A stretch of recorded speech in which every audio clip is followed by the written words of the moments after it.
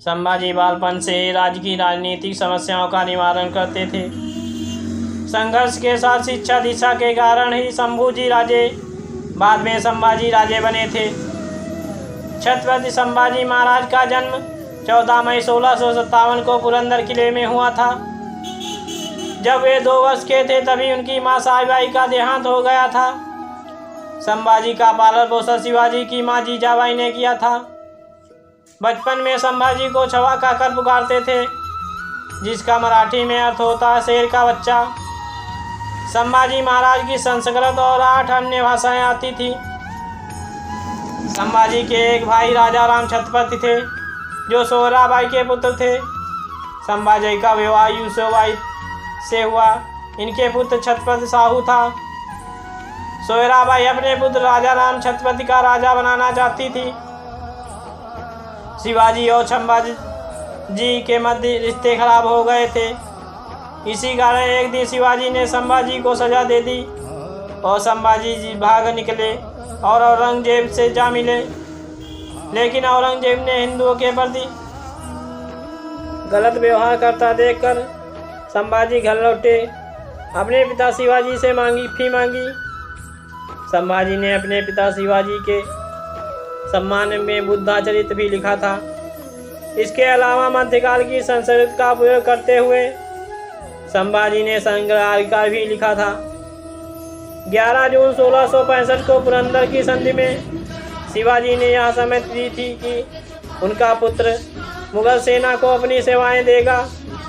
8 साल के संभाजी ने अपने पिता के साथ बीजापुर सरकार के खिलाफ औरंगजेब का साथ दिया था।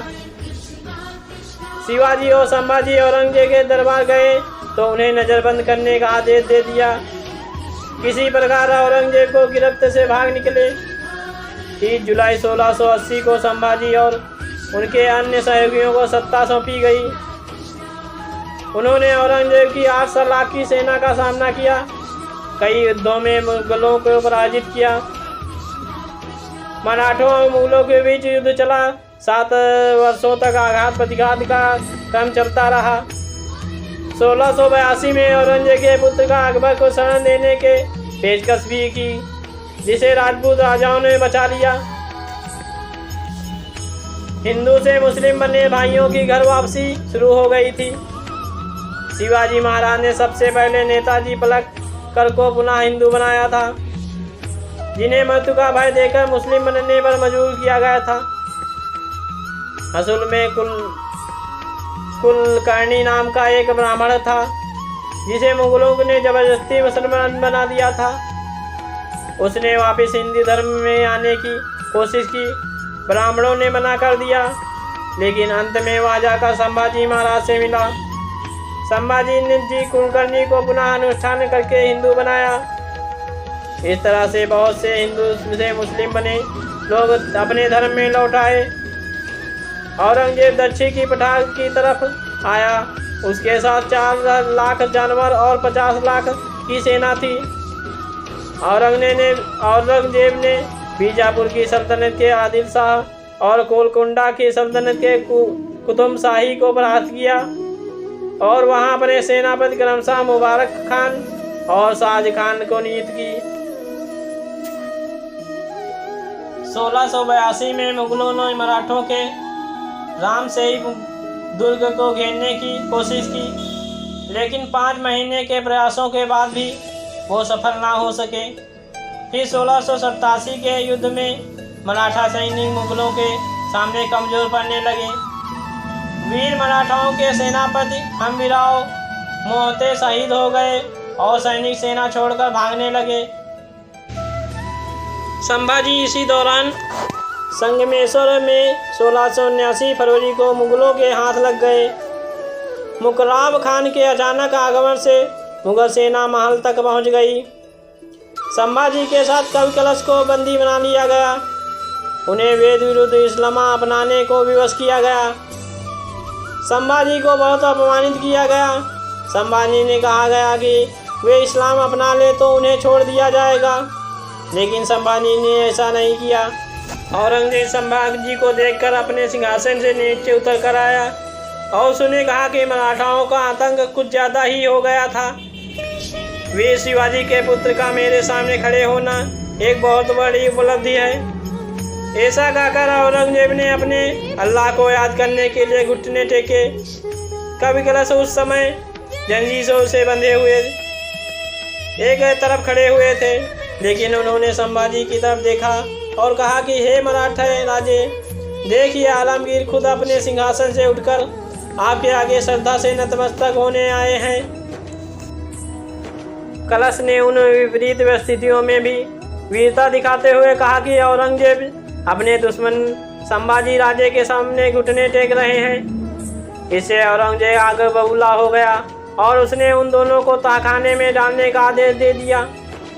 औरंगजेब ने शेख निजाम को फतेह जंग खान आजम की उपाधि देने की घोषणा की, साथ ही 50,000 रुपये का एक घोड़ा, एक हाथी और 6,000 सैनिकों की टुकड़ी देने की घोषणा की। इसके अलावा उसके पुत्र एक लाश और भतीजे को भी उपहार और सेना में उच्च पद देने की घोषणा की।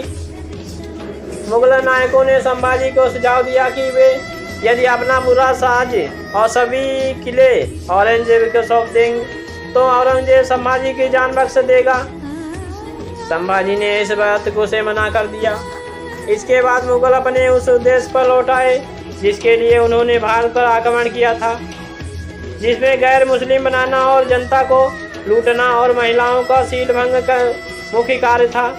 संभाजी के ये सब देखकर बहुत आहत हो रहे थे। ऐसे में संभाजी की हालत देख उन्हें फिर से औरंगजेब का ये संदेश आया कि वो यदि इस्लाम अपना लेते हैं तो उन्हें ऐशो आराम की ज़िंदगी दी जाएगी।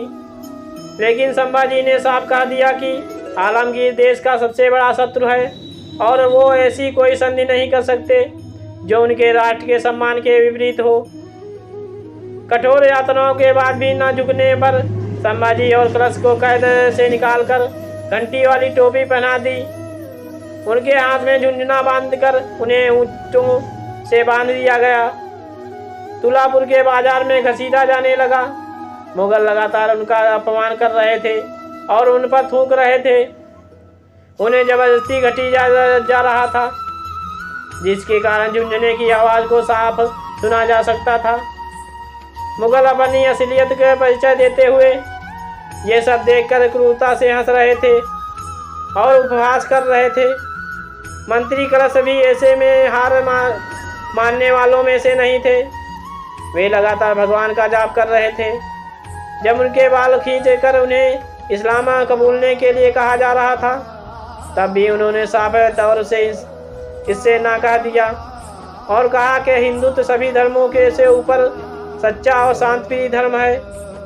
मराठाओं के लिए अपने राजा के अपमान को देखना बहुत बड़ी बाध्यता थी। औरंगजेब ने एक बार कहा कि वो संभाजी को क्षमा कर देगा, लेकिन वो यदि अब भी इस्लाम कबूल ले। संभाजी ने मुगलों का उपहास उड़ाते हुए कहा कि वह मुसलमानों के समान मूर्ख नहीं है जो ऐसे मानसिक विक्षिप्त व्यक्ति मोहम्मद के सामने घुटने टेके। फिर संभाजी ने अपने हिंदू आराध्य महादेव को याद किया और कहा कि धर्म अधर्म के भेद देखने को और समझने के बाद वो अपना जीवन हजारों बार हिंदुत्व और राष्ट्र को समर्पित करने को तैयार हैं। और इस तरह संभाजी मलेच्छ औरंगजेब के आगे नहीं झुके। इससे पहले तक किसी ने भी अल्लाह, मोहम्मद, इस्लाम के खिलाफ खुलकर इतना कुछ नहीं कहा था।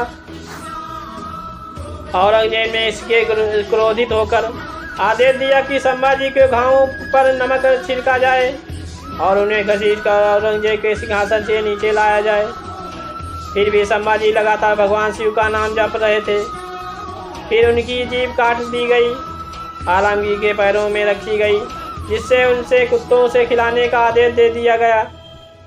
लेकिन औरंगजेब भूल गया था कि वो जीभ काटकर भी संभाजी के दिल और दिमाग से कभी देशभक्ति और भगवत की भक्ति को अलग नहीं कर सकता।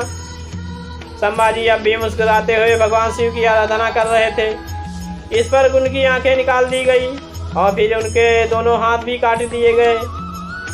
ये सब धीरे धीरे हर दिन संभाजी को प्रताड़ित करने के लिए किया जाने लगा। संभाजी के दिमाग में तब भी अपने पिताजी वीर शिवाजी के यादें भी थी, जो उन्हें प्रतिक्षण इन विपरीत परिस्थिति का सामना करने के लिए प्रेरित कर रही थी। हाथ काटने के बाद भी लगभग 2 सप्ताह के बाद 11 मार्च 1679 को उनका सर भी धड़ से अलग कर दिया गया। उनका कटा हुआ सर महाराष्ट्र के कस्बों में जनता के सामने चौराहों पर रखा गया, जिससे कि मराठाओं में मुगलों का भी भय व्याप्त रहे।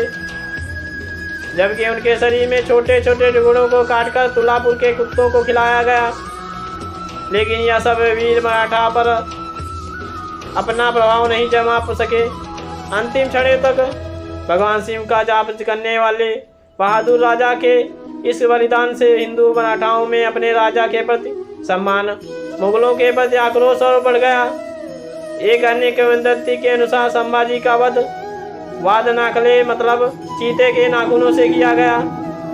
उन्हें 2 हिस्सों में चीर कर फाड़ा गया था और कुल्हाड़ी से सर काटकर पुणे के पास तुलापुर में भी भीमा नदी के किनारे फेंका गया था। ऐसे वीर संभाजी को कोटि कोटि नमन। जय हिंद।